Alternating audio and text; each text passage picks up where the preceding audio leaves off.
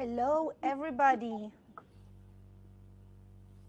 Hi, and welcome to Le Wagon's webinar on JavaScript. Hi, guys. Please feel free to use the chat. Let us know where you're coming from. Let us know what you're doing. Well, we have already 230 attendees and keep counting. Great. Cool. Welcome, everybody. I am Andrea. I am the Events and Community Manager of Le Wagon Berlin.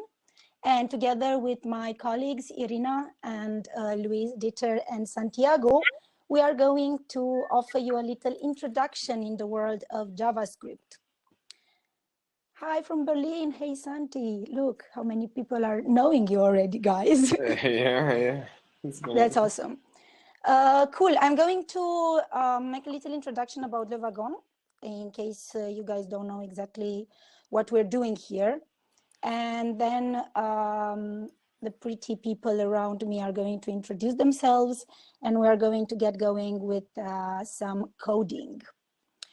So, Le Wagon, many of you should know already, it's an international school of coding, and it has been ranked the first coding school in the world for 4 years by our students. Basically, we help our students to reinvent their careers, and just through these super intensive boot camps of web development and data science. Why Le Wagon? Well, first of all, because we have passionate teachers who care. You will see this today.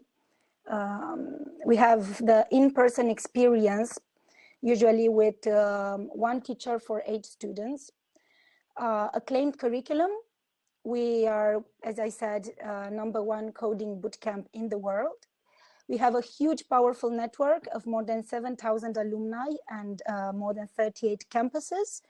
And what's even cooler is that after you finish the bootcamp, you have lifetime access to our learning material and, of course, the help from all our more than 900 teachers. And the number keeps going up. About our bootcamps, so we have the web development bootcamp and the data science bootcamp, which we are going to launch in Berlin in July. Both bootcamps have 2 formats. We have the full intensive bootcamp of 9 weeks, which is like going back to school from Monday to Friday. You will be from 9 a.m. till 7 a.m. learning and having challenges in coding. Or you can choose for the part-time bootcamp, which lasts for 6 months, 24 weeks. And we are going to meet only on Tuesdays and Thursdays evening and on Saturdays. So you're going to spend a lot of weekends with us. Yeah, so basically what we are doing here is learning to code. And so I will ask now my colleagues to tell us a little bit about what they're doing. I will start with Luis. Luis, can you tell us a bit about yourself, please? So hi everyone, I'm Louis. I'm live from right outside of Paris right now. I'm a bit about me. I'm a French-Irish girl. So last fall I had very little, hardly any experience in programming, computer programming. And I started in October the Wagon Bootcamp in Paris that I finished in December. And over there I discovered passion for web development, and I've been since then working as a freelance and as a coding teacher for adults and for children. So I'm very happy to be with you all today. Cool, thank you so much for joining. That's the cool thing. I mean, we're here 2 Romanians, a French, a German, and a Colombian. What can be cooler than this? Dieter, please let us know more about you. Hello, everyone. My name is Dieter. I'm also a Le Wagon alumni. I have a background in electrical engineering, and what inspired me to learn to code was the ability to have the skill set to implement my own ideas. And I took the 9 weeks full-time bootcamp last year in October. And currently, I'm still working with Le Wagon as a teaching assistant here in Berlin. Yes, cool. Thank you, Dieter. We have here also one of our teaching assistants in Berlin. Santi, can you tell us a bit about yourself and about your experience as a coder? Guys, it sound good? Sound okay? You guys hear me? Cool, perfect. So yeah, and my background was music. I studied sound engineering, or at least I tried to, but I couldn't finish. And I was at a point in my life where I didn't know what to do. I just dropped the career that I thought was for me, and telling my dad that first of all, that I wanted to study music, and then telling him that I wanted to drop out of music was very challenging. Fortunately, I found Le Wagon. It was really, really nice. And I became part of the teaching team in July last year. And I became a full-on teacher this year for Le Wagon. So I've had the pleasure of working with Andrea and Dieter, which are two of the people here for your team. They're great people. They're amazing coders. And so, yeah, that's a little bit of my background. Frustrated musician living in Berlin, very cliche. That became, did a career turned into IT, so even more cliche. So yeah, that's a little bit about me. Awesome. Thank you. And Irina, which is also Romanian like me. This is awesome to have two Romanians on the stage. Please let us know about your experience, your journey. So hi everyone, I'm gonna be a teacher for tonight. I'm so happy to be here with all of you. My name is Irina. I'm Romanian like Andrea. I actually am a digital nomad teacher. So I teach for Le Wagon all around the world. I've done lots of different cities, Rio de Janeiro, Lisbon, Madrid, Barcelona, Berlin. And now I'm doing it virtually because we're all quarantined. So I'm happy to be with you here today. I'm also an alumna of Le Wagon. I actually did my batch in January 2018. So, and before that, I hadn't coded a single line in my life before. So I was a total beginner. I was an English teacher before that. So I'm here to give you that, to empower you to know that you can be an absolute beginner and not know anything about anything to do with computers and get really far with our course, and hope to give you that inspiration tonight. Thank you. Great, awesome team we are having tonight.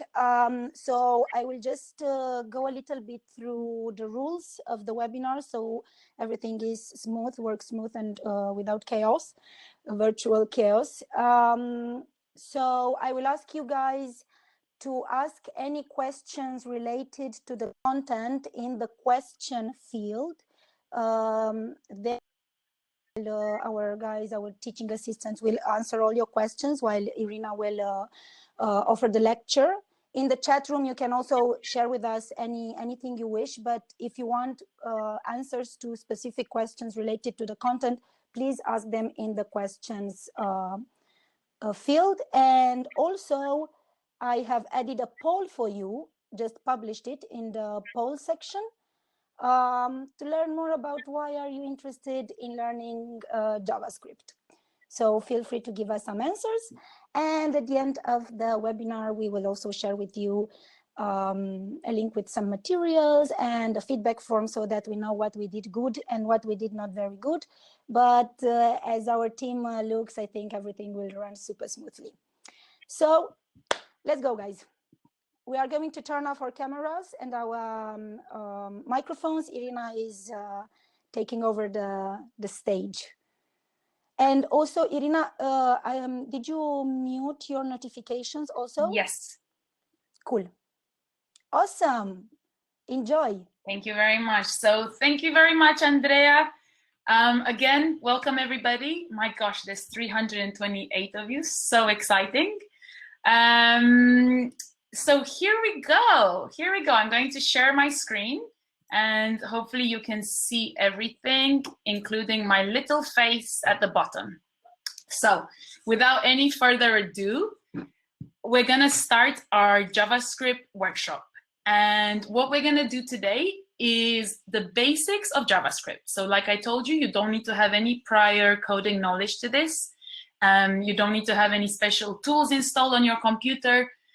We will just look at the basics and hopefully get you excited for kind of researching on your own from now on. So let's go. Welcome, class. So a little bit about JavaScript. It's an in-browser language. It's actually the only programming language that can speak to the browser. Now, what is the browser? Well, it's your Chrome, it's your Mozilla Firefox, it's your Safari. And JavaScript has that specialness because it's the only language that we can use in order to manipulate content on our browsers. So basically for really cool stuff to happen on the page, animations, pop-ups, when you click on something, something appears, when you scroll, something changes in the page, that's JavaScript. It was invented in 1995. And when I tell you that it works in the browser, I'll just give you a very, very quick example, and then we'll look at more basics. So if I go to the Le Wagon website here, actually I had it up already, didn't I? And this is my browser, it's Chrome. And you can see, of course, I have my Le Wagon page. If I right click on this page and I go to inspect, this opens up. So maybe you didn't know that Chrome is not just a browser, but it actually opens up a development environment. So what do you see how everything is changing colors? Here I have actually access to all of the HTML, which is the structure of a page of the Le Wagon page. Plus I have access to all of the CSS that my page uses to have these nice colors like red and the highlights and the font size. And apart from this, in the Elements tab, I also have a tab called Console. Now, in this console, I'm able to write some JavaScript code. And I'll just do a simple one. I will just alert something. An alert is a little pop-up. So what should we say? Good evening, one and all. And this, and then put a little semicolon. I'll explain everything as we go. But if I click enter, you saw that this little pop-up appeared, and it tells me that this page is saying to us, good evening, one and all. So this is the idea of basically doing stuff in the browser. I've written some JavaScript code, very simple as it was, in the console, and I was able to see something change on my page. So we'll come back to this afterwards. Let's go on with the slides. So what we're going to use to write some JavaScript today, and you will also have the chance to do this in your exercises, will be a tool called JSBin. Now, JSBin is a free website where you get basically a text editor for all of these languages, HTML, CSS, JavaScript. And what's a text editor? It's basically like Word, but for code. Because imagine if we cannot code in Word, right? Because we would not have the right indentation, we would not have the right shortcuts. So we have to use text editors. And we will use this free tool called JSBin. So I don't want CSS, I don't want HTML. What I want to have open is JavaScript and the console so that I can see any JavaScript that I will write here on the left side, I will see it in the right side. That's JSBin. So let's go through the outline of the workshop tonight, just to have a little bit of structure in our heads, what we're gonna see. So we're gonna start with basic data types. Now, these are data types that can be found in every programming language. And maybe there's small differences in each language. Now, when I say other programming languages, we at Le Wagon, we teach Ruby. But you might know other languages like Python, C+, and so forth. So those are programming languages. And these data types we can find across them. But they might all have just a few differences, maybe in vocabulary and so forth. Then we're going to go through conditions and loops. Now, these are ways for us to change the flow of our program, which usually is top to bottom in every programming language. Well, with a condition, we start to have two different branches. We say on this condition, if it's satisfied, we're going to go one way. If not, we're going to go another way. Loops, another fundamental of programming, is basically allow us to do something over and over and over and over again for as many times as we want, up until we tell it to stop. And here is where computers really shine, because computers can do this in matters of milliseconds. So we will look at those. We will also look at functions. Now, what are functions? Functions are ways for us to basically code something that does something, returns that something, and can be reused again and again and again. So we package code that has a particular task, and then we can use that code on many, many, many different tasks. So the first three will be actually backend JavaScript, will be the basics of the syntax that we need to know in order to use JavaScript. But actually, I told you the exciting thing about JavaScript is the browser, right? So in order to manipulate our web pages, we're going to look at DOM manipulation. The DOM is a representation of the HTML of a page, but in the browser. So more of that later. And very quickly, we will look at events. Now, what are events? Basically, on a page, a user can do many, many things, right? A user can click a button, a user can scroll, a user can write inside of a form. And all of these are events in the JavaScript world, because JavaScript wants to understand what is happening and respond with the code that we wrote. So let's go ahead. Let's actually look at the basic data types. Very, very basics of any programming language. Apologize if this is very, very beginnerish for some of you, but of course this workshop is for total beginners. So I want everyone to be on board with us. Now, we have the very first data type that we can talk about is numbers. In other programming languages like Ruby, you might have different data types depending if it's a whole number or a decimal. So in Ruby, we have integers and floats. But in JavaScript, as you can see, whole numbers, decimals, zero, minus numbers, negative numbers, they are all types of number. Now, how do we know what's a data type, what's not? Actually, in JavaScript, we can check that, okay? So we can check in the JS bin. If I write the word 42, and then I write type of, actually it's the other way around, excuse me, type of, and then I give the open parentheses, because this is a function in JavaScript, and all functions in JavaScript have the brackets, the parentheses. If I write that, it should be able to tell me that it's a number. Now, I won't be able to see anything on my console here on the right if I press run, because I'm not printing anything in the console. I'm executing JavaScript code, so the computer is running this in the memory. But since I'm not console logging, which means printing to the console, I cannot see anything. So every time that I need to see something in my console, that is to print what I'm doing, I need to console log it. So to console log, you just write console.log and then whatever you want to print to the screen. So now if I run this, it tells me that it's a number. And for example, if I have 0.04, which is a decimal, it's still a number. So that's a little helpful function to tell us what data type are we dealing with. Back to our slides. So we have numbers. The next important one are strings. Now strings are the data types for characters. And the way that we denote strings is with either double quotes, single quotes, or something that we call backticks in JavaScript. We might not see it today, but just know that we have these three ways of writing strings. And any types of characters. So here we just have one letter, it's still a string. Here we have a name, John, it's still a string.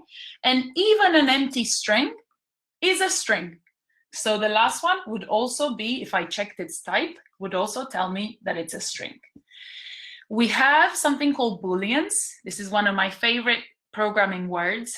In programming, you have a lot of very, very nice words, and boolean is a wonderful one. There are two boolean values, true and false. Now, why would we have these values? These values are very, very important for the conditions, right? Because if something is true, then we can perform a particular function depending on that. However, if something is false, we can change our code. So it's basically for branching and changing the flow of our program, booleans. We also have undefined and null in JavaScript. Now, I don't want to go into it too much, but undefined is when you have a variable, and we will talk about variables in a second, but variable is basically a way that you can store some information in something like a box, a variable. If you have a variable which we declare with a name, like name, for example, but if I don't give it any value, then that variable is undefined. And this is a data type in JavaScript. Null is actually a value, but it can be assigned to a variable, but it represents no value. So I don't want to go into it too much, but just know that these are the basic data types of JavaScript.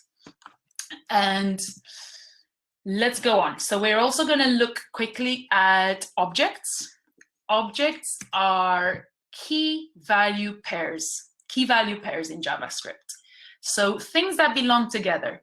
Actually, in Ruby, we call them hashes, but in Python, they call them dictionaries. And it's quite nice to think of it as a dictionary, because if you think about in a dictionary, if you look up the word apple, it will tell you it's a fruit from the whatever tree. So the word apple belongs with that description of what an apple is. So key value pairs. So they look like this. So here we have a object.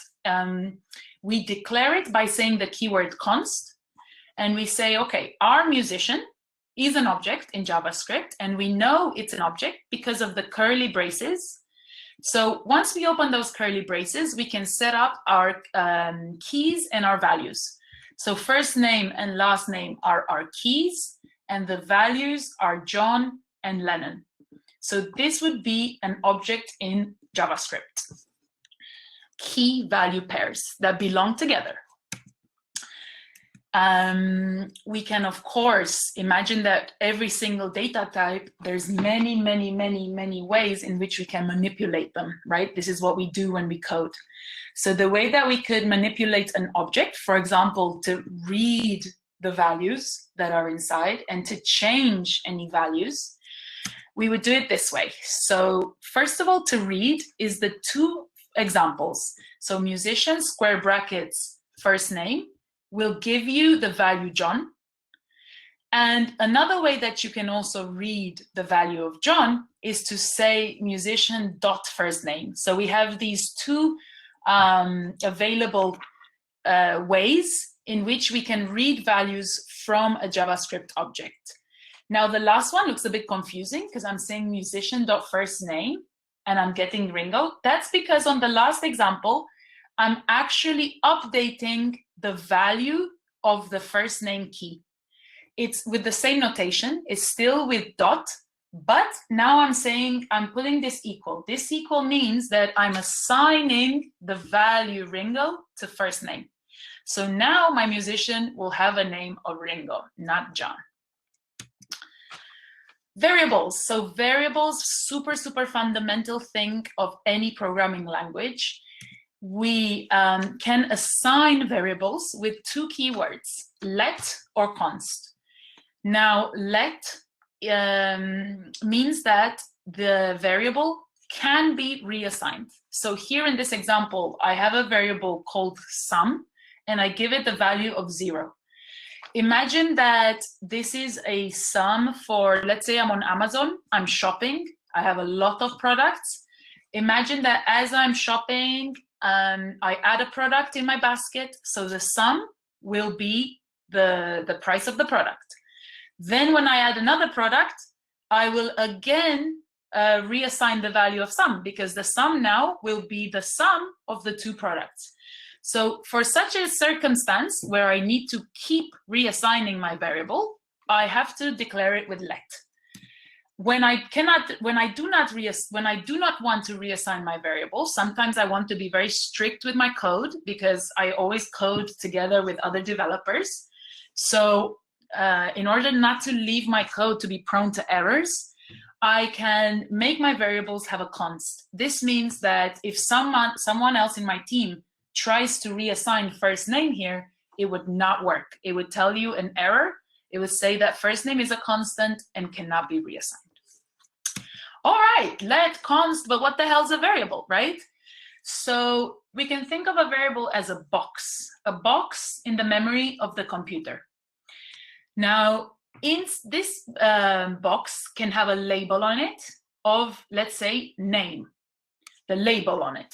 Now, when I open the box, I can put inside a value. Here I'm putting the string John inside of my variable with the label name. And as you can see in the example here, so I would say const first name. So imagine this would be the label of the box, is John. And the way that we would read this would be, I'm assigning the value John to the variable first name. So I'm putting John in the box. And at any one point, if I want to access that box, I just open it and I grab the information inside. So here in this example, all that they're doing is console logging it. So they're printing in the console the first name, which would be John. So this is the idea of variables. It's a box, stores values. At any one point, we can reassign the values inside of the box. And at any one point, we can open the box and have that value delivered to us. Okay. So the way that we're going to do the workshop is I'm going to give you a bit of theory like I've just done, and then we're going to have a little live coding demo on JSBin. I'm going to do some small exercises, which you can then practice as well after the lecture. So let's do our first exercise. So it's asking us to concatenate two strings. Now, what does concatenate mean? It means to add two strings together. So put hello, which is a first string variable here, and world, which is the second string variable here. Put them together so that we get returned this hello world as a full string. So let's go to JSBin and attempt this. Let's clear our console here. Let's delete this. Let's put a little comment. To put a little comment in JavaScript, it means that the code will not be run. And the comments are for me as a developer to understand what I'm doing. So here I'm concatenating two strings. So let's have a first string. So remember, to declare a variable, we have to say const. So first string. And notice how I'm writing. Do you see how my first word has a small letter and then my second word has a capital letter? In JavaScript, we follow the lower camel case notation, which means always first word, small letter, the other words will have capitals. So good evening. This is our first, well, let's just say good, because we said we want two strings. So let's have a second variable, second string.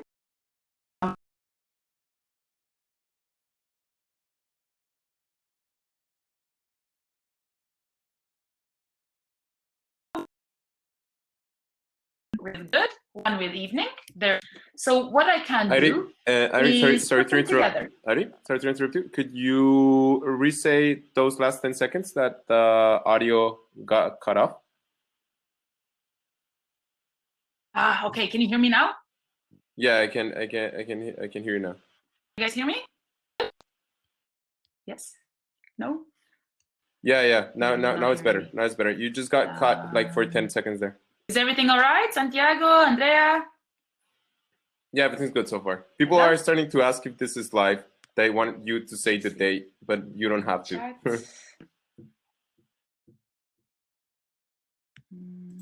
Everything okay? Shall I go on? Hello? Santiago? You can go on. Yes, you can go on. Everything's good now. Hello? I'm not sure if you guys can hear me because my TAs are not replying. Yes, you can. Everything's good. Everything is good. Ask you in the chat here. Everything we can is hear good. You. Yes, yeah, it's great. everything's good. Thanks.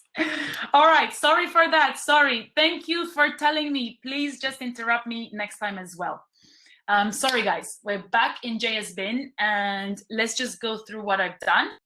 I've basically declared two variables, one first string. Good, I've assigned this value to this variable, and I've assigned the value evening to my second variable, which I've called second string. And what I want to do is concatenate them, just add them together. So to do that, I would do, let's actually make another variable to do this. So we can say full string is going to be my first string, because this is a variable which, remember, when I call it, I get the value because it's in the memory of my computer. And if I do a plus, this is actually concatenation in JavaScript. So second string, this adds my two strings together. So now if I want to, remember, I cannot do anything, I cannot see anything because actually the value is being run, but I cannot see anything unless I console log it. So if I console log full string here and I run my console, I get good evening. But of course, look at that, there's a little problem in which I don't have a little space. Now what I can do is put a space here, or just super simply, I can just add an empty string to my concatenation here, like that. Get good evening. So as simple as that, assigning of two variables, which I then recall, store in another variable, and I console log it to the screen.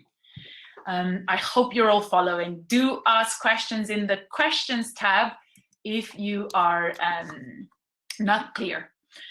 So if you feel good, and we can go on, after variables, I'd like to look at conditions. So remember we said conditions change the flow of our program, which usually goes from top to bottom. Now we're going to go in different branches with the keywords if and else, and they work like this. The syntax is very, very important in JavaScript. So you have to really, really follow the correct parentheses, the correct curly braces. This is the way it works. So we say the keyword if, then we say the condition, and then we open our curly braces. Now, inside of the curly braces here, we perform the code if the condition is true. The other branch, else, is for the other way, right? So if you have a true and false, you can only have true and false. So on true, you have the code in the first block, and on false, you have the code in the second block. So let's, of course, if you have more than one condition, right? If your color, maybe something like this, if your color is red, you can do this, but if your color is blue, you can do that. Else, report to the manager to get the color, or something like that. But if you have different conditions and you want to use them within the same if and else, you can just by saying else if. So let's have a look at an example in the demo. Before, let's just finish the slides until then. So this is one way to change code, right? The flow with if and else if we need it.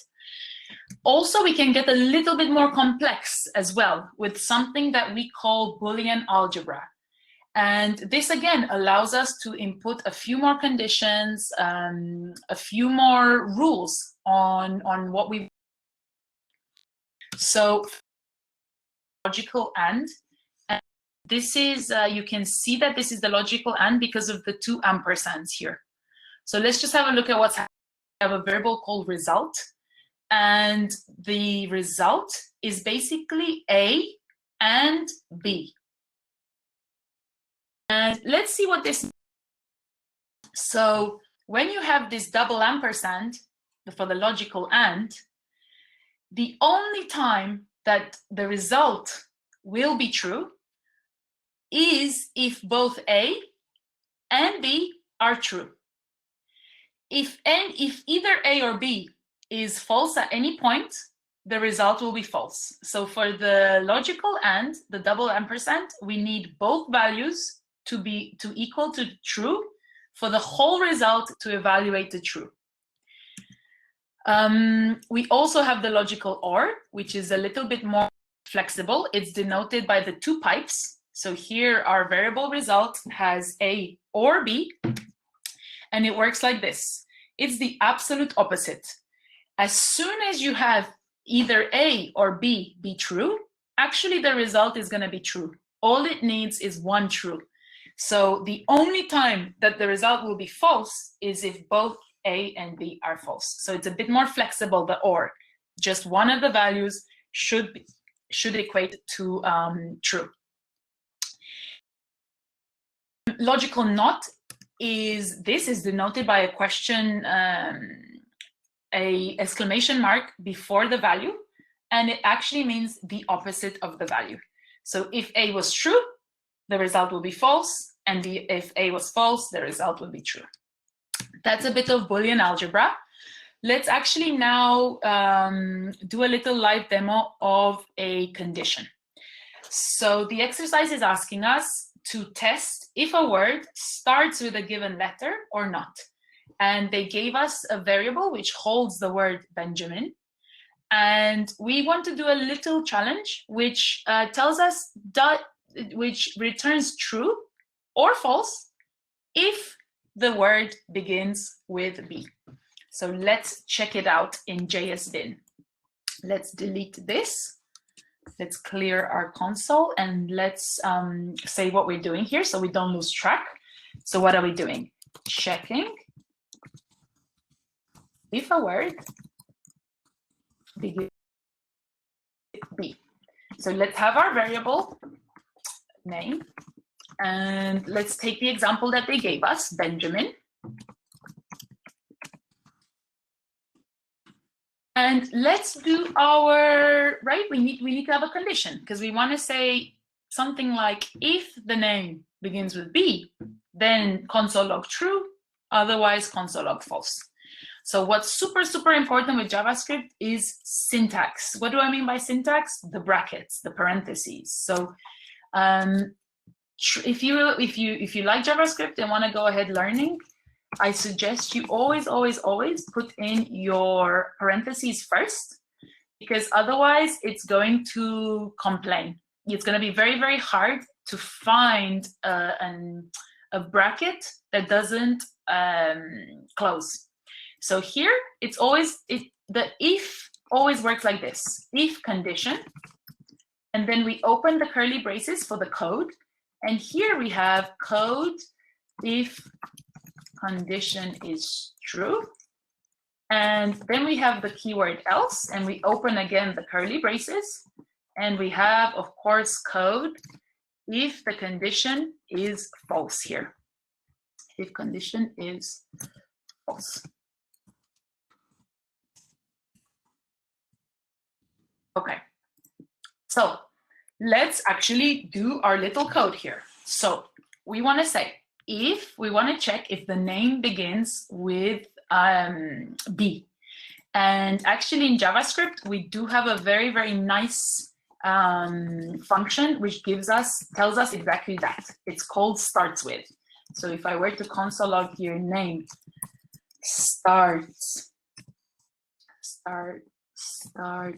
with, and then I give the parameter of the letter that I wanted to check.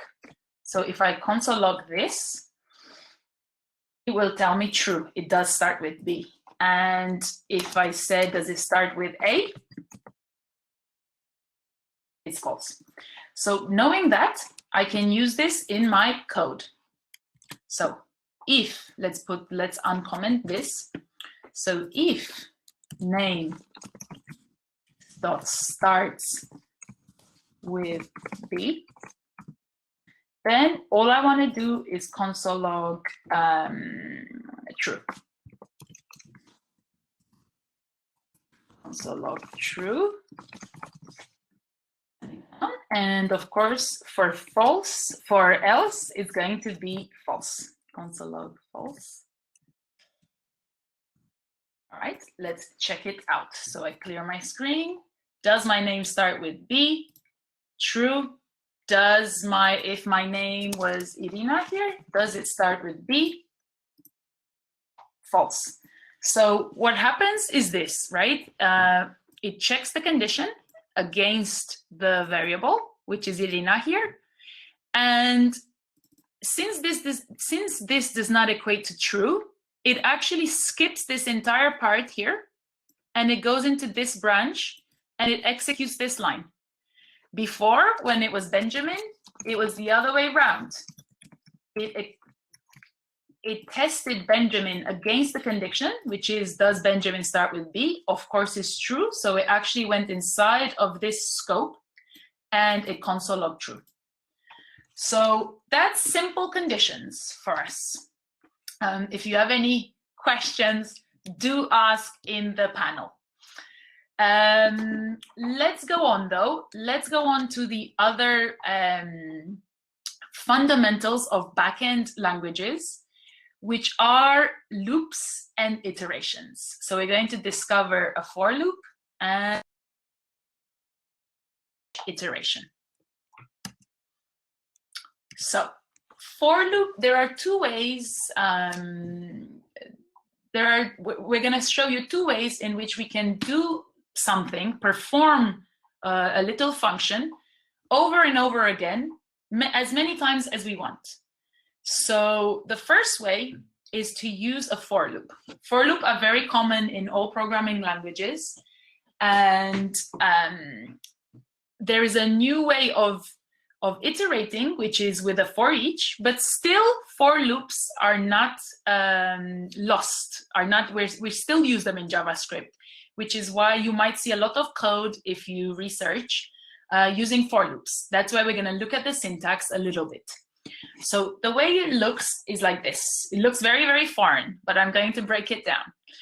So you have the keyword for, and then you have all of this big line here. What does it mean? It's actually in 3 sections. There's a little typo here because this colon here, 2 dots, it actually should be a semicolon. So forgive us for that little typo. But what we're doing in the first section is we're setting up our variable. We're saying I, the variable I, is 1. So we assign the value 1 to the variable I. We will use this as the variable that we want to do something with in our code. Then we set up our condition. Our condition is here.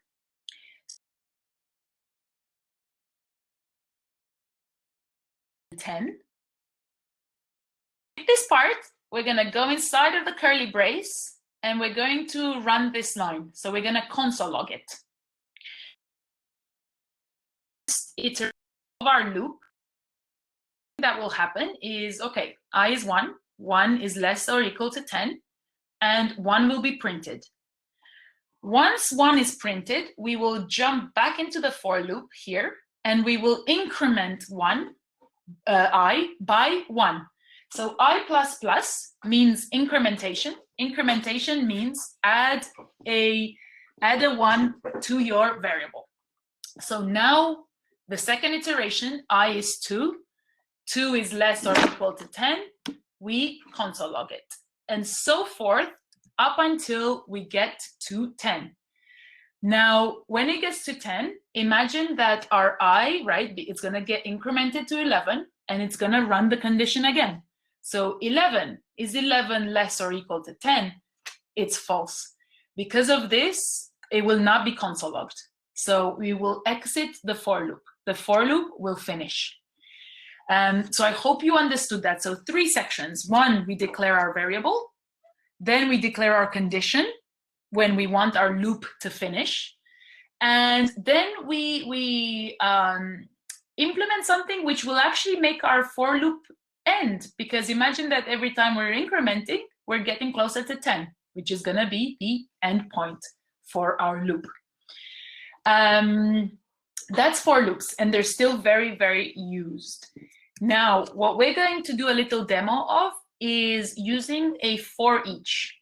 forEach is a new addition. Well, I say new, it's actually been with us since 2015, when we had a very, very big change in JavaScript. So this, imagine versions, you know how there's versions of everything, versions of your computer and Chrome and things like that. So JavaScript and programming languages also have versions. And in 2015, we got a new version of JavaScript called ES6. So ES6 gave us a lot of really cool changes. And one of them is a forEach loop. So let's have a look at it. In what we can use forEach on are arrays. Arrays are another data type in JavaScript. So just like numbers and strings and booleans and undefined and null, we also have arrays. What are arrays? They're basically lists of things. Here you can see that we have all these names: Benjamin, Arthur, Lucian, and Alex. They're teachers from Le Wagon London. And how do we know it's an array? Because of the square brackets. So we put square brackets, and then we have 4 elements separated by commas, and we've saved this in a variable called teachers. So my teachers variable holds this array. Now, because I have this array of 4 elements, I can iterate over it and do something with each one of my elements, because this is why we have arrays. We actually keep lots of lists. Imagine that this array was an array of emails. So you have a lot of emails, and of course, what do we want to do with those emails? We want to go through each one of them, iterate through each one, and send like a welcome message. You know, like we sent you the link today for the webinar. So let's have a look at the syntax. So on the array called teachers, we will call forEach. forEach is a function because it has all these brackets and syntax. And we say for each teacher in our teachers array. So this is a placeholder teacher here. It stands for first Benjamin, then Arthur, then Lucian, then Alex. One iteration at a time. One iteration, one by one. So for each teacher in our array, we want to just print the teacher, just console of the teacher. So on the first iteration, Benjamin will go in here. And Arena? Benjamin will be console logged. Arena, second iteration, because forEach knows to go to the next element. Irina, second iteration, forEach will take. Harry? Tell me. That's still not good. No, yes. No, it's good. Can you guys hear me? Yes, back online. Can you guys hear me? Let's check. You can. I know how to check now. I'll check your chat. Where you people are asking if repeat. If the other guy, I don't think I'm being heard, guys. Someone else, please. Yes, please carry on. Wolfgang is giving me the carry on. Thank you. Ari, can you hear me? Yes, I can. Can you not hear me? There were some people, because your microphone was broken, and they want you to repeat the loop, the for loop. The for loop? Yes. Okay, got it. Dieter, can you Sorry, hear me? everybody. Sorry. I can hear Santiago, but no, yes. Thank you. So everybody can hear me now. I repeat the for loop. I can hear both of you guys. But she only hears, oh my. Okay, I'm gonna stop the chat. I'm going to put you guys away and hope for the best and go back and explain the for loop. So the for loop. Here we go. For loops, very much used in all programming languages. It's made up of 3 sections. So for loops we use to run code a number of times. Perhaps we want to, like I said, maybe we have a lot of emails and we want to email everyone, or for each name, I want to capitalize the name or something like that, right? I want to perform a function on many, many elements over a lot of times. So here, I set up my element, my variable, it's equal to 1. So I assign the value 1 to the variable I. And then I set up my condition. My condition is, as long as I is less or equal to 10, I'm going to run the code. Now the code is this. It's the console log I. So the very first iteration through our loop, 1 is printed out. Then we jump back in here at the end of the for loop, and we increment I. We increment I by 1. So I is now 2. We go again.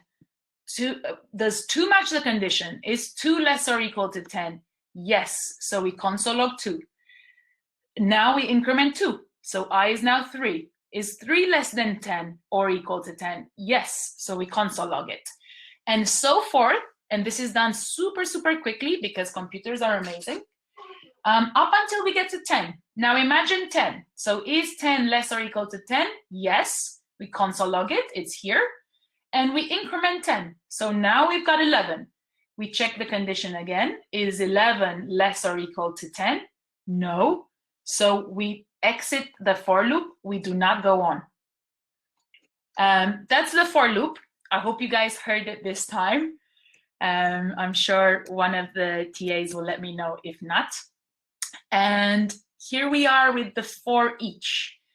Now, I don't know what you heard from the forEach, but we said that we run forEach iterations on arrays. Arrays are lists of elements separated by commas inside square brackets. And we use arrays to keep lists of things, lists of classmate names, lists of emails, lists of statistic numbers, something like that.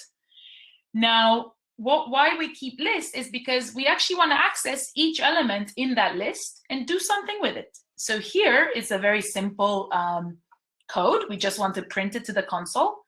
But I was just running through the syntax. So the syntax was on the array, which is called teachers, I call for each, and I say, for each teacher in my teachers array, I'm going to console log the name. But the iterations happen like this. So for the very first iteration, Benjamin goes in here in teacher. Benjamin is console logged. Second iteration, because forEach knows to iterate by itself. Arthur goes in here. Arthur is console logged. Third iteration, Lucian goes in here. Lucian is console logged. Fourth iteration, Alex goes in here. Alex is console logged. And then we exit the loop. So the forEach did its job, and we go out. So let's try a little example ourselves. So let's test. So let's do an iteration with an array, and let's test if a word starts with the letter B, actually the code that we just did, but we're going to use an array. We're going to use an array to iterate over it and check which names begin with the letter B. So let's do it. I hope you're all with me. Let's go to JSBin. Let's delete this one. Let's keep this one because we're actually going to use this logic, but inside of our iteration. So what should we say we're doing? Checking if a word begins with B, iterating over an array, and checking if a word begins with B. So let's have a cities array. Let's remember that an array is square brackets. As soon as I have this, I know that I have an array. So let's have Berlin.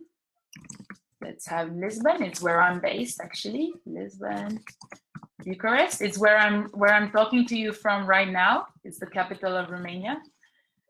And what else should we have? Let's have Barcelona, a wonderful city. All of these, apart from Bucharest, there's a Levagon in all of these cities. So we've got our array of cities. Now we want to iterate over them. So we say cities for each. Now for each, just like if, you really, really, really need to know the brackets. You need to put in your parentheses from the beginning so that you don't have a headache trying to find broken brackets. So the way that it works is like this. Brackets, brackets, then we have an arrow, and then the curly brace. And then I just open it up. So I suggest that all of you do this from the beginning. Of course, you don't know the syntax yet, but imagine that once you've practiced it, you will know it. So just do that from the beginning. All right, so cities. For each, what should we put here? This stands for first Berlin, first iteration, then Lisbon, second iteration, then Bucharest, third iteration, then Barcelona. It's a placeholder. I can actually write here X. I can write Lady Gaga. But of course, it doesn't make any sense to write Lady Gaga or X. What I wanted the point that I wanted to make is I can call it whatever I want. It's just a placeholder because it stands for each element. So I can call it element if I want. But since I'm iterating over cities, I will put it in the singular. I would say for each city in my cities. So again, see how it's not coming from anywhere? It's my own word. Maybe it will actually be less confusing for you if I write element. So for each element in my array, right here, what I want to do is, first of all, just console log it, just to check that my iteration is working. So console log element. And I clear in here and I run and I get, do you see how I get them one by one? Because this is because of the iteration. So for the very first one, Berlin is console logged, then Lisbon, then Bucharest, then Barcelona. So I'm happy with my iteration. And remember what we have to do. We have to check if a word begins with B. So let's put in our logic of the if again. So we take it from here, put it in there. Excuse my indentation, it's a little bit messy. I can just move it a bit. All right, so we say if, now of course we don't have name, right? We have element. So we say if element starts with B, I want to console log true, else I want to console log false. So if I clear here, I get, of course, this iteration. So I get true for Berlin, false for Lisbon, oops, and true for Bucharest, and true for Barcelona. So we have successfully iterated over our array one by one. So first, my element was Berlin.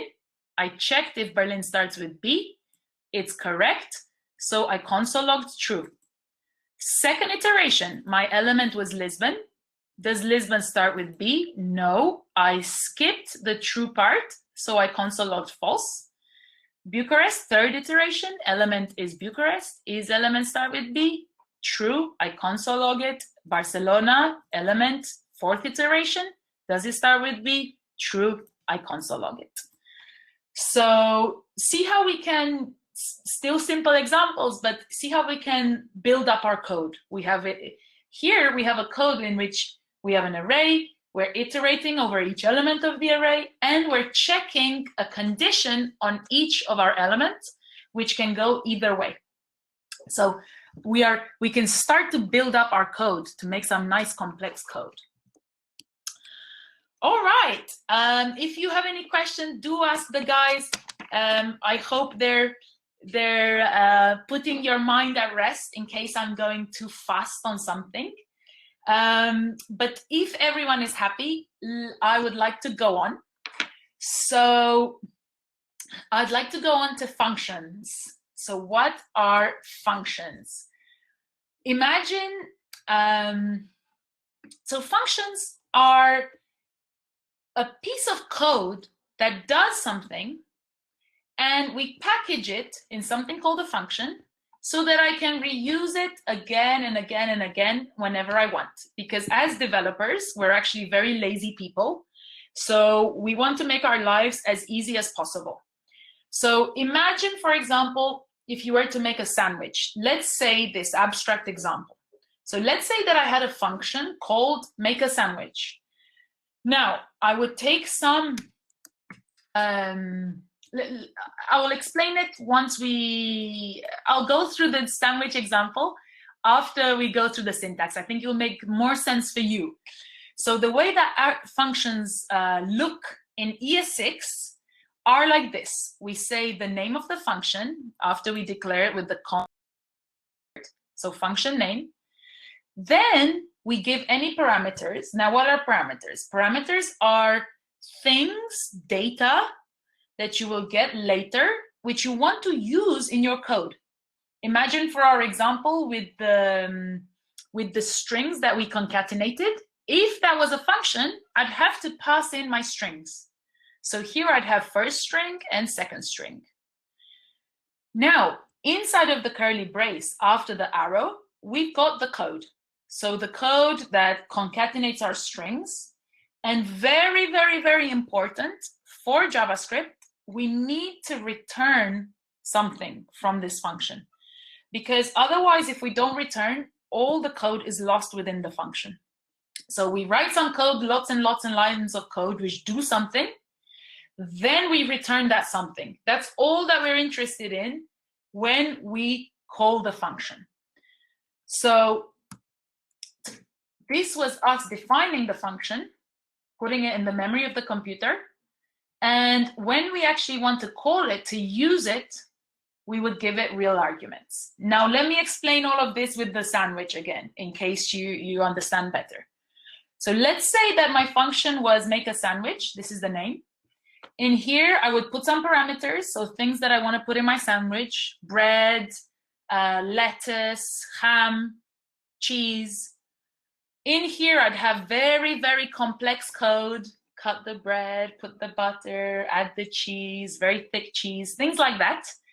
And once I've assembled my sandwich, I want to return it. Here is the delicious sandwich that this function made. So I would return the sandwich here. And this is in the memory of the computer. But when I call it, so I say, make my sandwich now, I would give it real arguments. What do I mean by real arguments? The real data. So I would say, okay, I want prosciutto ham. I want feta cheese. I want granary bread.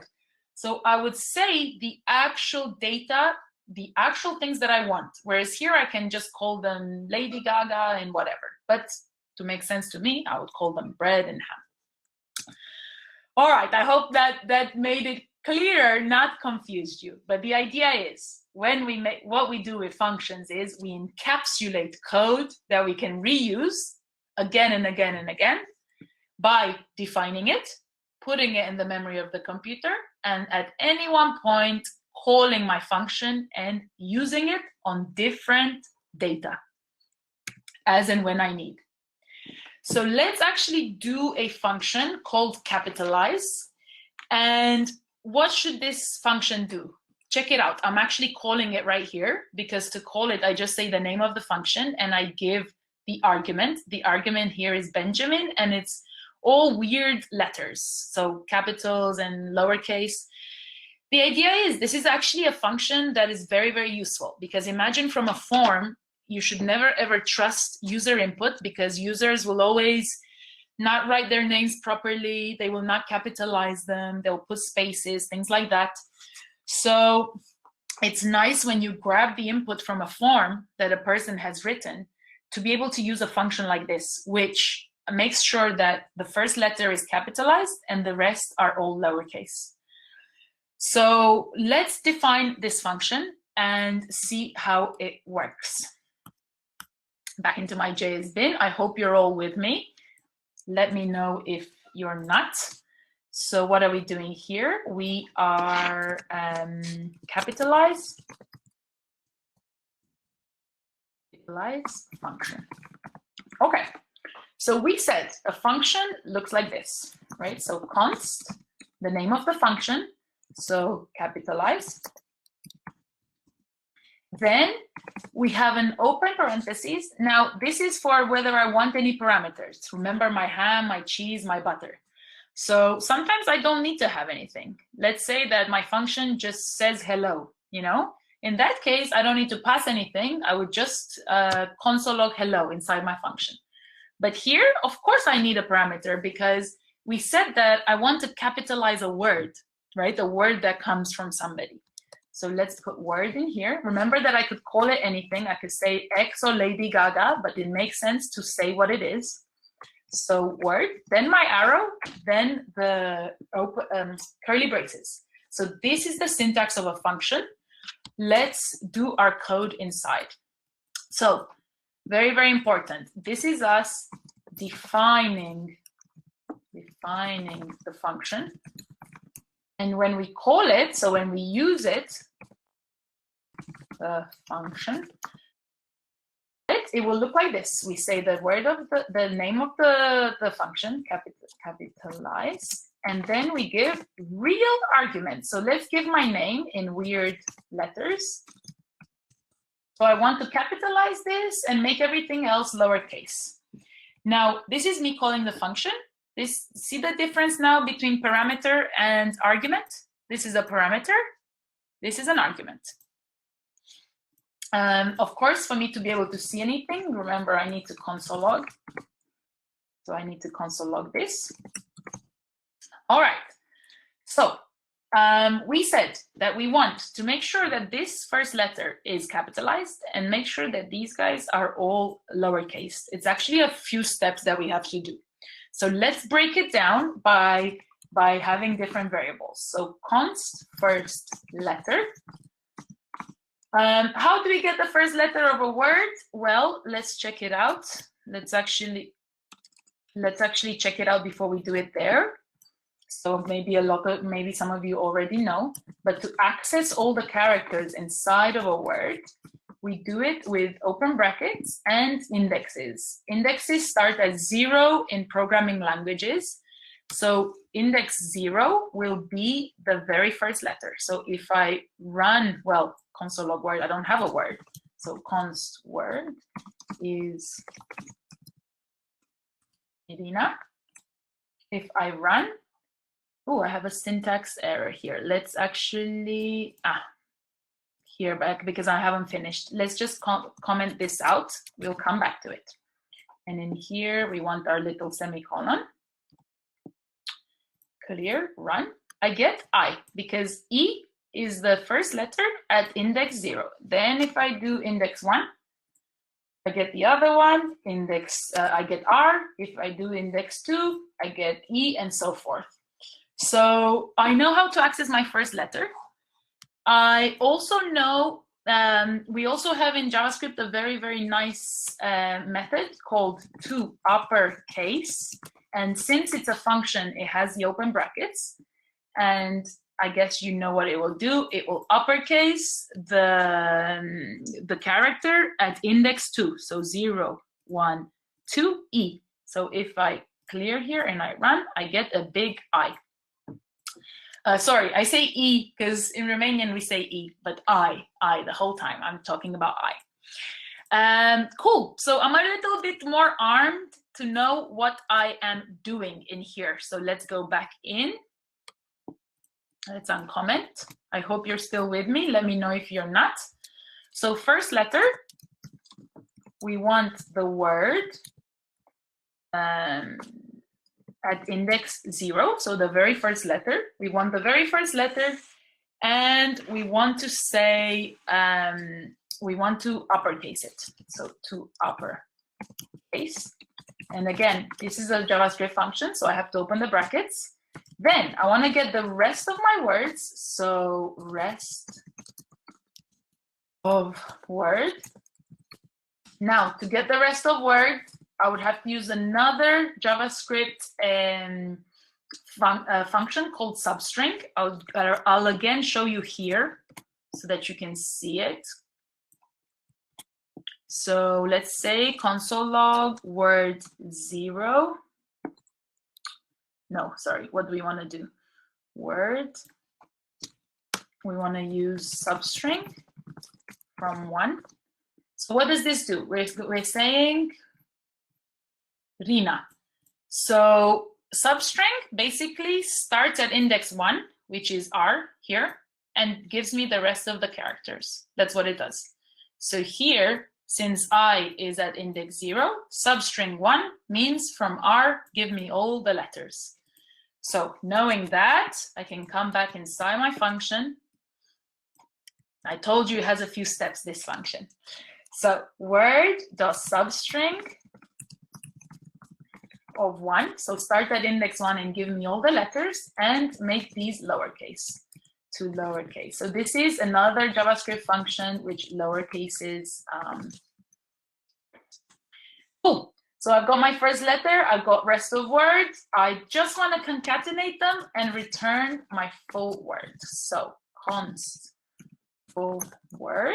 Here, I'm just going to do a simple concatenation. Remember concatenation, we can do it on strings. We just add things together. Now, I don't want the space because I want all my word together. Rest of word. And super, super, super important, I need to now return. This is what I meant about doing lots of code inside of my function. But as soon as I'm happy with what my function performed, I return that value. So return full word here, and my function is done. Of course, nothing will happen up until I call my function. So remember to call my function, I say the word of the function, and then I give an actual argument, and I console log it for me to see. So if I run this, I get my name fully upcased and in nice words. And the idea is, why did we do all this work? Well, imagine that now I can use it on many, many different inputs. So on all of the users that signed in for my form. So I can say, okay, Le Wagon, let's check it out, and Berlin. Okay, weird letters all over the place. And if I clear and I run, I get all my weird inputted strings here with a nice format. So we just performed our very first function.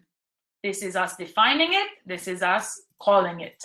I hope you guys are on board. I hope you're on board. So that actually completes the part of the backend of JavaScript.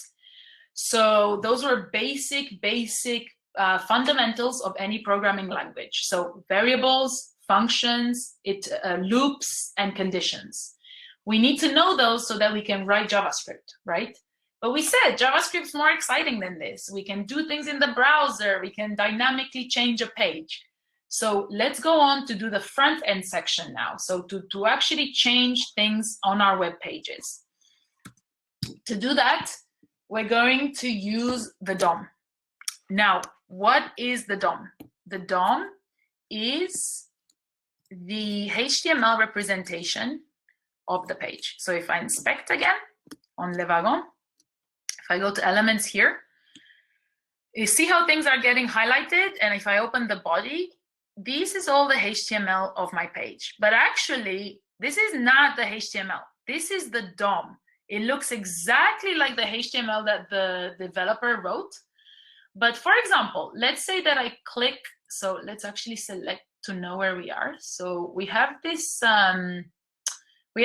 link with courses. And if I click on it, actually, I'm going to perform some JavaScript. Have a look at what happens here in the bottom when I click on courses. Oh, here, actually.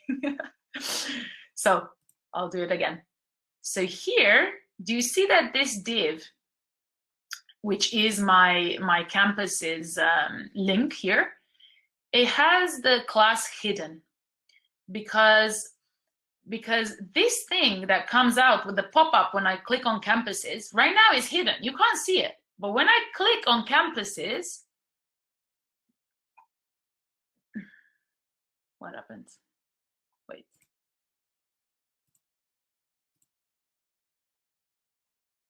Maybe we're not looking at the right one. Let me refresh the page. Back in here, let's open our,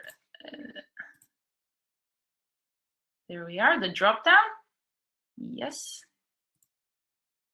Yes, here. So this navbar appears when, so by the way, what is this? Because you're not seeing what I'm doing. It's basically a pop-up that gives all the cities that Le Wagon is available in. So what the whole point of what I was trying to say is the DOM is changing, because when it's closed, this class hidden appeared. When it's open, we don't have the hidden class here. So this is how the DOM is different. It changes depending on what we do on the page, because when I do things on the page, I want to dynamically change the content. And we're going to do that by using this DOM. So we look at the DOM as a tree structure with basically a parent which has children. The children can have children, and the children in between themselves, they're siblings. Why do we do this? Is because we want to be able to select things on our page and manipulate them.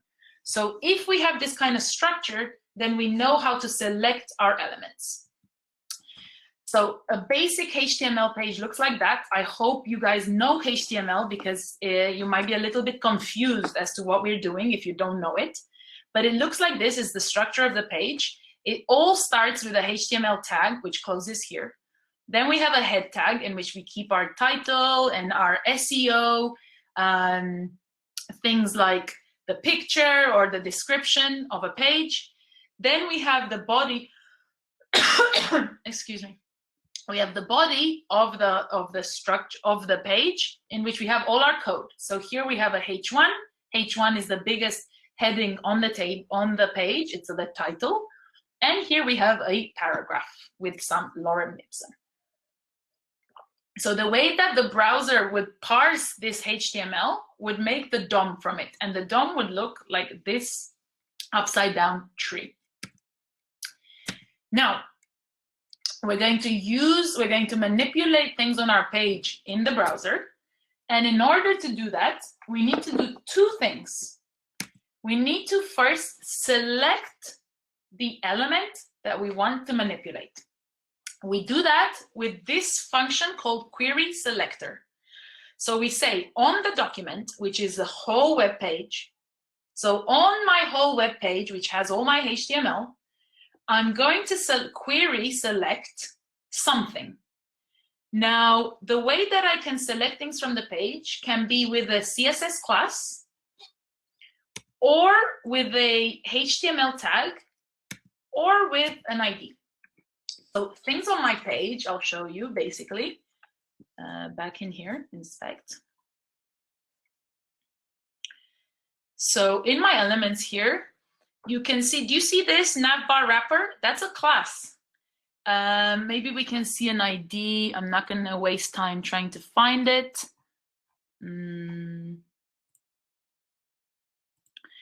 I'm not going to waste time trying to find it, but basically, as you see these classes like banner, banner info, there's also something called IDs. And what do I mean by HTML tags? I mean this: div, header, section, SVG. These are all HTML tags. And these are different ways that I can select something, select something on my page. So if I set query selector P, I will grab all the P's in the document. So it's a little bit dangerous to select HTML tags, because imagine how many paragraphs there are in a HTML page, a lot.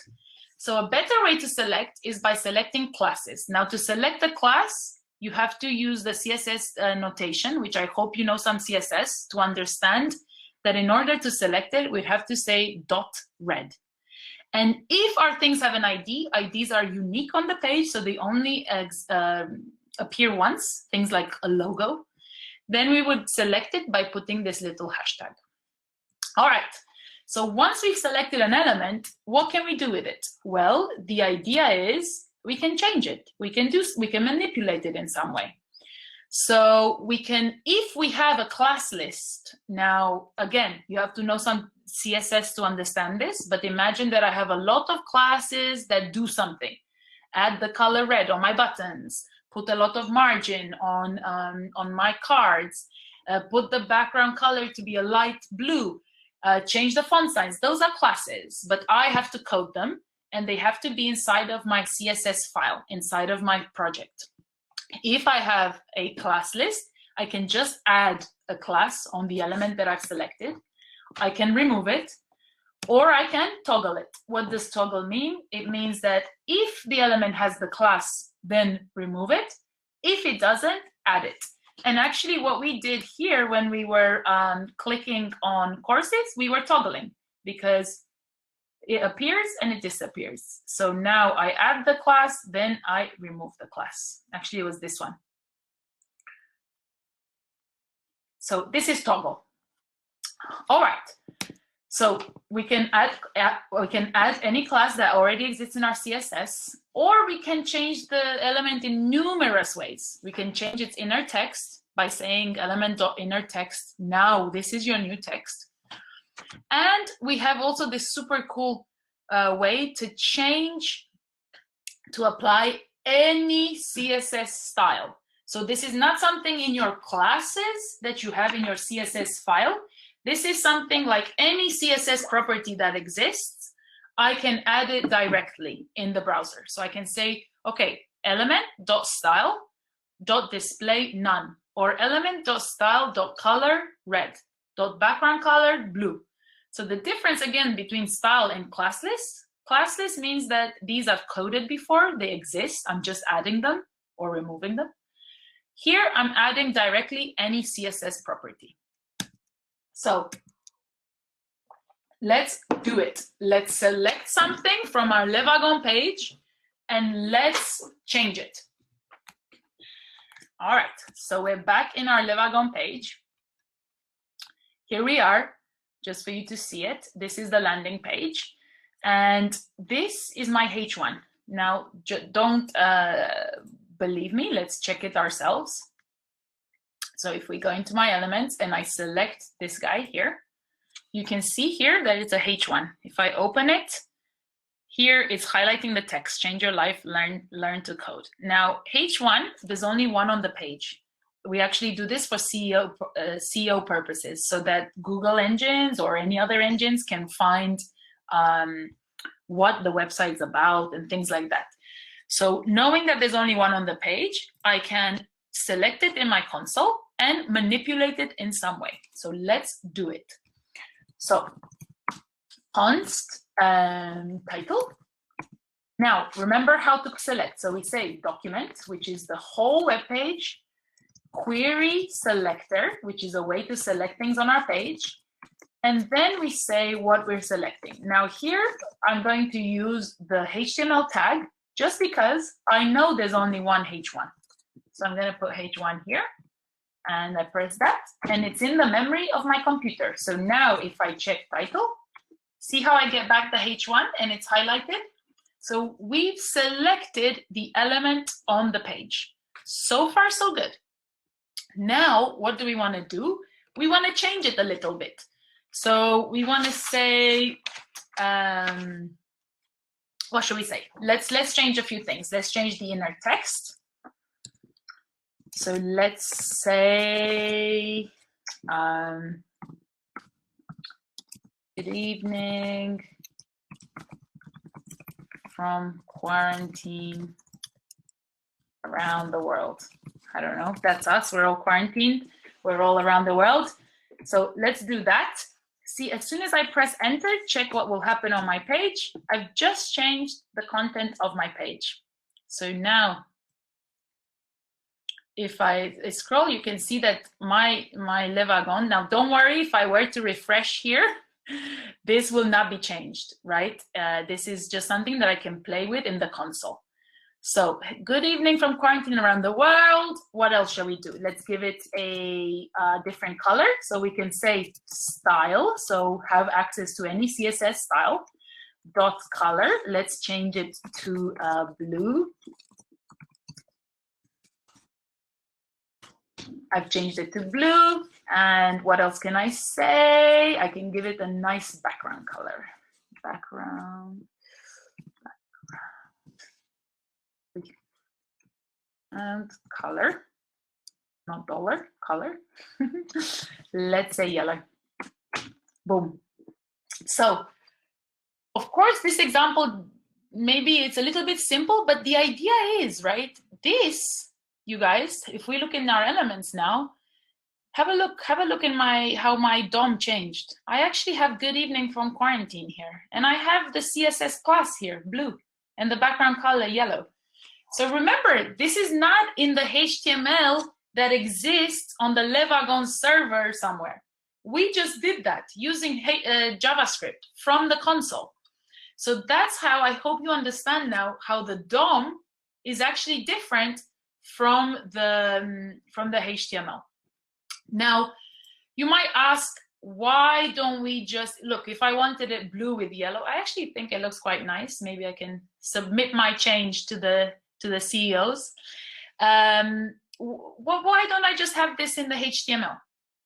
Sure, I can have it in HTML, but that's not the idea of JavaScript. JavaScript, with the idea is to dynamically change something on a page. So, for example, check out this website. It's a website in which you can write to-do lists. It's called Do It Tomorrow. It's really nice. It makes really nice sounds. Check it out. So if I open here and I check my elements. So in here, sorry, my elements. And I check this. You can see that I have a form and an li. An li stands for list item, but there's nothing in there because it's empty. It's empty because I am the one who has to write in here. So let's say finish webinar.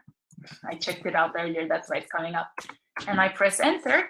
Check how my DOM changed. So now I have a new li with the content finish webinar. So this is why we use JavaScript, right? To dynamically change when the person wants to change something. So here, by adding, for example, new list items. All right. So last section before I let you go to try some exercises. Now, the way that we changed the heading here was from the console right here, right?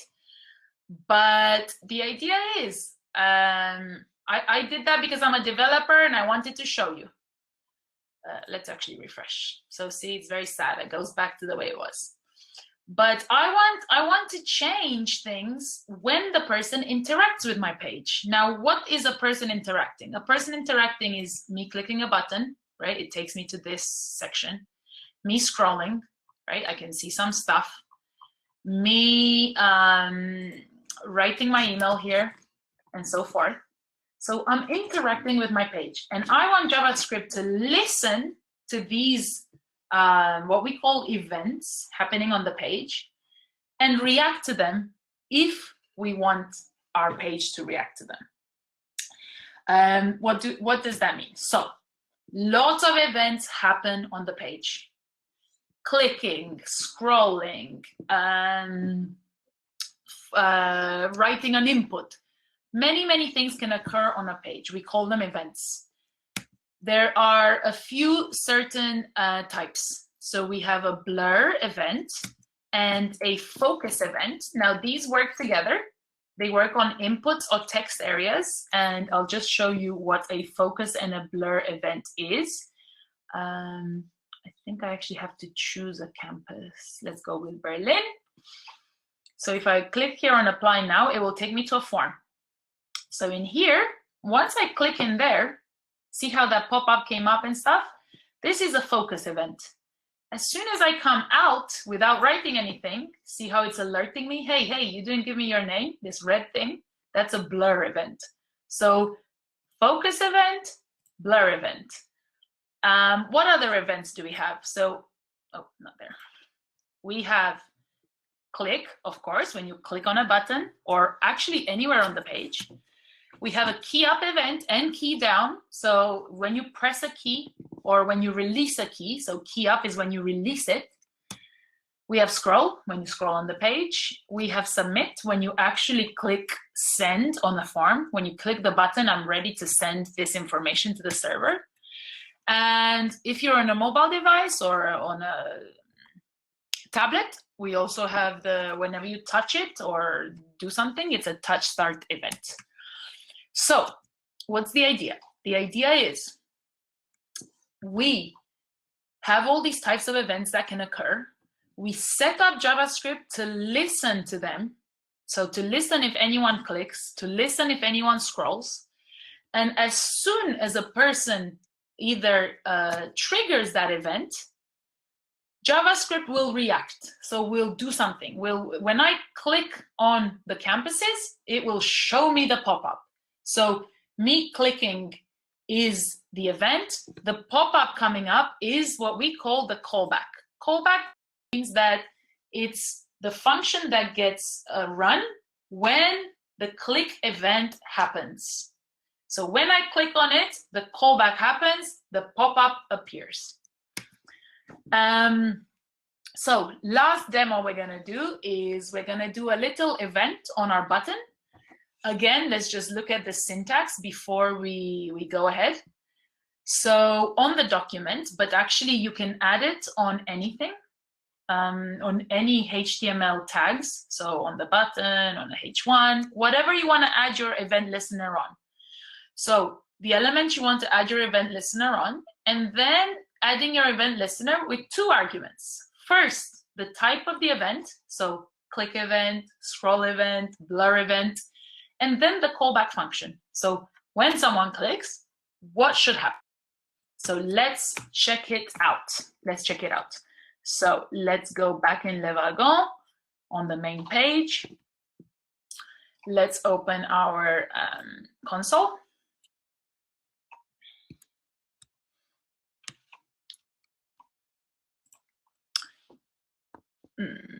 What happened here? All right. So what I want to do is react to a click on this button, on this main button. Now, remember what we have to do that. The very first is to select it. Now, to select it, I don't know what the name of this button is, so I need to go to my elements. I need to go here to check it out, what it is. So I click on it, and you see here, I can see it's an A-link with these two classes, CTA, CTA primary. So, and then I can see that the second one has a CTA secondary. So let's use this class to grab the button, to select it, and then add an event listener on it. So in here, const button, and just scroll up a bit and make this a bit bigger. All right, const button. So on the document, on the whole page, I want the query selector. Remember, it's a class this time. So to grab a class, I have to put the dot and what was it? CTA primary, right? Primary, my semicolon, enter. Now, if I check what's my button, see how it got highlighted? So it exists in the memory, it's there. It just returned itself. So on the button, I want to add an event listener. So button, add event listener. Now, event listeners also look like this. So we say, it's going to be a click event. Remember that we say first the event type. So it's going to be a click event. And then we have the callback function. Now, the callback function takes a parameter called event. Now, here with this event parameter, it depends whether we use it or not. In our example, we actually won't use the event parameter. But imagine if we have more complex code and so forth. At that point, you might have to use this. So don't worry about this, because actually the only thing that we want to have access to is the thing that we attach the event listener to, which is the button. So all that I've said so far is, okay, on the button, I'm adding an event listener, and the event will be click. And actually, all I can do right now is, well, let's actually go ahead and do it without any further ado. So when I click on the button, what do I want to do? I actually want to, so a little pop-up, remember, I want to alert lecture is finished. Exciting. And what else do I want to do? On the button, I want to change the text. Inner text, I want to change it to, instead of discover our courses, I want to say start your exercises. And I want to change, let's say, the color of the button, just to see it a bit better. So remember, file to have access to any CSS and background color. This is a CSS property. It's not out of my own head. Let's make it purple. Okay, so I'm adding an event listener on my button. Remember that I selected my button while I cleared my console, but remember that first I selected my button, then I add an event listener on it. So JavaScript is waiting and waiting and waiting for someone to click. And as soon as I click, JavaScript will perform this callback function, which says, okay, first let's have a pop-up, then let's change the inner text, and then let's change the color of the button. So let's press enter. I see a little mistake there. Button. I'll have to redo it. Here, do you see? Button. Probably now it will complain that I've already defined it. Let's check. Oh, okay, let's hope that it works. Button. All right, so nothing's happening on the page because, of course, what haven't I done? I haven't clicked. So the function is in the memory of our browser, but we need to click it to trigger it. So if I click, I get my pop-up. Lecture is finished. Okay. Oh, it's happening twice because of the because I did it twice. Yes. Now it's taken me. It actually clicked the button. So of course the button took me there, but the idea is it changed my color and it says start the exercises. So kind of cool. It was a small example, but you saw how things can dynamically happen on the page when I click, when I scroll, when I do anything. And this is what makes JavaScript super, super exciting. Now let's listen to the button. The button turned purple for you and said, start your exercises. So actually the lecture is done. I hope I did a good job to make you excited about JavaScript. And what we will do now is we will onboard you to our Learn platform. On this Learn platform, you actually have access for life. So you can go back and practice a lot. And you can do the exercises on there. Now, I believe that Andrea will send you a link with a token. She is. So hope you guys are seeing that little pop-up, which, by the way, happened with JavaScript. We don't see it, but that's what it is. So Andrea is sharing something, start coding. So just click on it like I'm about to do, and it will take you to this platform. So it's our Learn platform. Check out the URL here. And if I click on JavaScript Sprint, which is what we've done today, I'll just run you through what you have here, actually.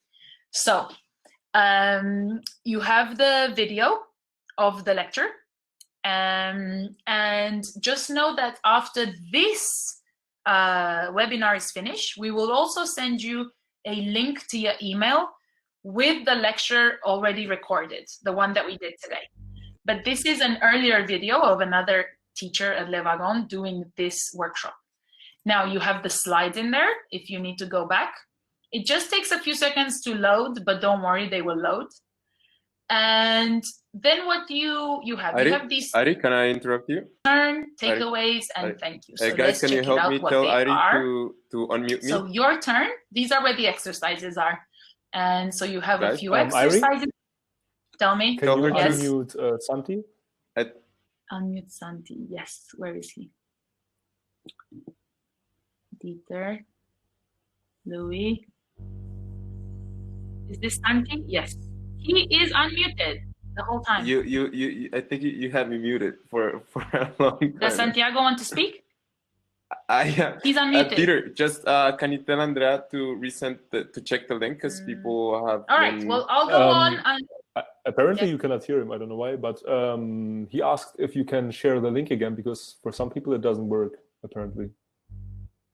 Andrea will share it again, but because she needs to. Sorry, I'm. Please. Might have sent my link. Give me 1 second, please. No problem. While Andrea is doing that, let's just go through the platform because it will look absolutely the same. So I still need to give you the boring intro. Sorry, guys. So where were we? Here you'll have your exercises. So just go through them and we will help you right now. It's being a bit slow, but you can click through them. And so first you have your setup, then your concatenation, and you've got instructions here. All right. Then these are your exercises. Takeaways are actually, oh baby. So takeaways are some nice, you have a little quiz here, test my knowledge, and some nice explanations of everything we did. So in written form. So of course you got your slides, but you also have all the different explanations here in text. And finally, very, very, very important for us, please don't leave without doing this, is the feedback in the little thank you here. So please don't leave without giving us a feedback. We guys, put a lot sorry, of... Irina, sorry for interrupting. I just resent the link. Is everybody to access it? The time, yes? Here in the chat, sure link there. Yay! Nice. Awesome. Nice. Thank you. I was just saying the very thing, do not forget, peeps, to give us your feedback. So just write in here, what did you enjoy about the webinar? What we could improve? And any other nice comments you want to leave us, or not nice if you didn't enjoy it. So without further ado, it's over to you, and we are here to help you. So I do believe, Andrea, do you want to say anything else, or do we just let them get on with stuff? Yes. I will stop sharing my... For participating.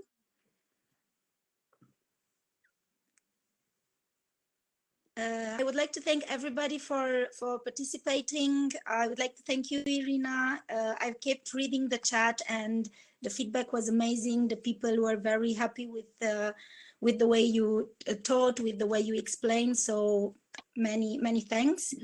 Many thanks to the guys that are now looking like three little wagons.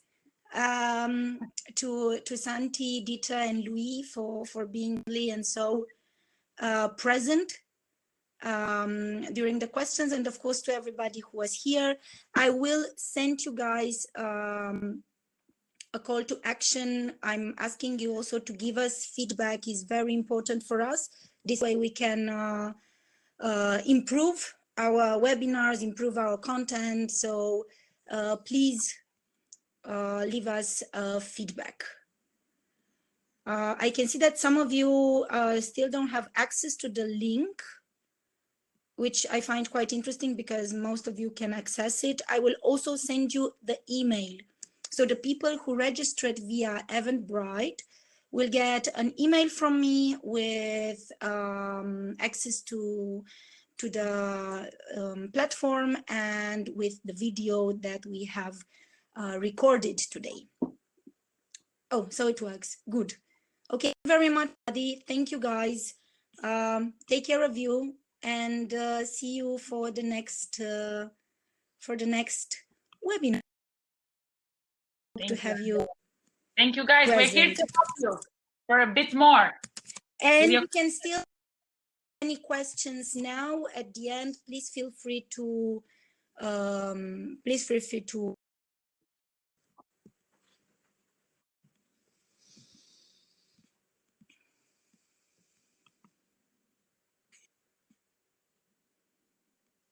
Thank you. Have a nice evening all.